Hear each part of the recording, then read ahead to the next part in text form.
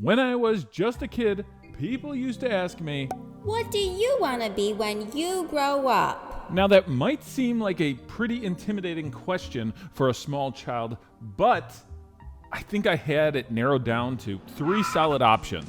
I could be a private eye like Thomas Magnum, or if that job was too dull, maybe I could try my hand at making crayons like the people I saw on Sesame Street. Of course, my dream job would have involved supernatural extermination. Not because I was all that interested in spirits or apparitions. No, I think I really would have done just about anything to meet Stay Puft Marshmallow Man. He was kind of my hero. Heck, he probably still is. I even kept my original Stay Puft figure from the 80s. Tried to think of the most harmless thing. Something I loved from my childhood. It's a little well-worn, but that just shows how much I loved him. I even had to create a new marshmallow hand when I broke the original. Television definitely had me believing that Ghostbuster was a legitimate career path. I mean, we had not one, but 2 separate cartoons inspired by paranormal investigation. Filmation's Ghostbusters premiered in 1986 and was an animated remake of an older television series. I would describe this show as silly and odd, but it does get extra points for featuring a gorilla in a fedora. That said, I think most kids preferred the second series released that same year. The Real Ghostbusters was inspired by the blockbuster film and featured several iconic characters, including Stay Puft. Just like the film, this cartoon would be a huge hit, leading to all kinds of toys, The Real Ghostbusters, new from Kenner, breakfast cereal, Ghostbusters with milk and juice and toast. and even a McDonald's Happy Meal. Real Ghostbusters school supplies, only at McDonald's. Welcome to another episode of McDonald's Unboxed, where we'll uncover the truth behind the fast food chain's promotional tie-ins. Please, take a moment, click that like button, and if this is your first time checking us out, why not supersize your experience and subscribe to Retro Spectrum. 1984 was a pretty important year in pop culture history. For example, the 1984 Summer Olympics took place in Los Angeles, California. Not only did America bring home more medals than any other nation, it was also the most financially successful Olympic Games of its time. The LA Raiders defeated the Washington Redskins at Super Bowl 18.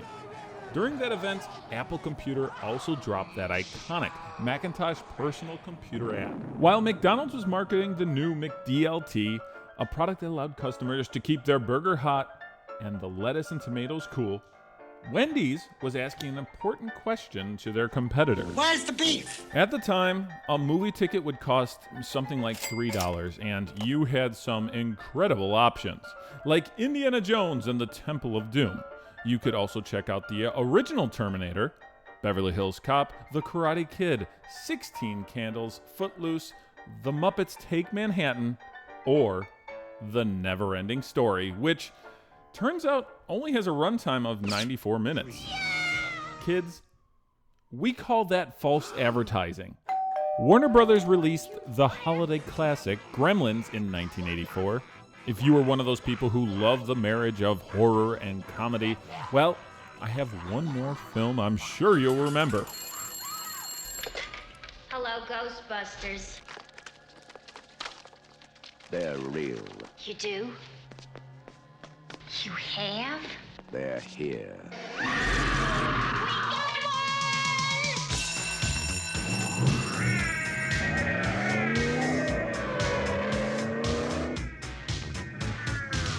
Ghostbusters. Comedy legends Dan Aykroyd, Harold Ramis, and Bill Murray joined forces in order to form a group known as the Ghostbusters. Additional cast members included Ernie Hudson, Sigourney Weaver, Rick Moranis, and my personal favorite, Annie Potts as Janine Melnick. Ghostbusters, what do you want? Ghostbusters wound up being the second highest grossing film of 1984 and would go on to become something of a pop cultural phenomenon. Of course, adults weren't the only ones excited about this fantastic franchise. You might find children playing the Ghostbusters video game on the Commodore 64, or enjoying the animated adaptation when it premiered in 1986.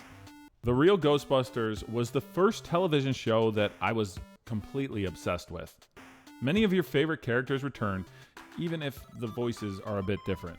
For example, the legendary voice actor Frank Welker voices Ray Stantz. Arsenio Hall voiced Winston before hitting it big and getting his own late-night talk show. Who could forget that the voice of Garfield, Lorenzo Music, took the role of Peter Venkman, replacing Bill Murray. Murray would, of course, return the favor in 2004. Then when Lorenzo left the show, Uncle Joey stepped in to bring Peter to life. That's right, Dave Coulier joined the cast in Season 3. Come on now, cut it out. The fan-favorite character Slimer moves into the firehouse as well and becomes a full-time member of the cast. The popularity of this little green spud cannot be overstated. Slimer! Peter, wait! Just let me blast them once! You could snag an action figure from Toys R Us, and he'd frequently appear at Scholastic book fairs in order to help peddle sticker books. And it worked. But you know, Slimer wasn't the only reoccurring wraith on the Real Ghostbusters. The Stay Puft Marshmallow Man would frequently cameo. These episodes, they were easily my favorite. Hey, did you know that the Stay Puft Marshmallow Man also appeared in the McDonald's Happy Meal in 1987? Just imagine how cool you would look walking into class with one of these beauties. I have to admit, this Stay Puft notepad and Ghostbuster eraser are pretty rad, but I can't wait to show off this pencil sharpener. But you know what? With all this new school supplies, I'm gonna need a pretty cool pencil case. And I think I have just what I need with this Real Ghostbusters containment chamber. It's kind of a pencil sleeve where I can put my eraser and my new Stay Puft Marshmallow Man pencil sharpener. Wow, this is going to be great for school. Thank you, McDonald's. We now return to the Real Ghostbusters. The Ghostbuster franchise remained relevant over the next several years, thanks in no small part to the lovable little onion head Slimer. In 1988, he'd headline a companion cartoon segment showcasing the Poltergeist's misadventures. Now fans could enjoy an hour-long animation block titled Slimer and the Real Ghostbusters. He'd also have a much larger role in the Ghostbusters sequel in 1989. This time around, he manages to have a little fun with Louis Tully. Oh, it's you. Okay, but I didn't know you had your license. Oh, and before I forget, how many people out there remember Hi-C Ecto Cooler? This citrus-flavored juice was both tasty and incredibly refreshing.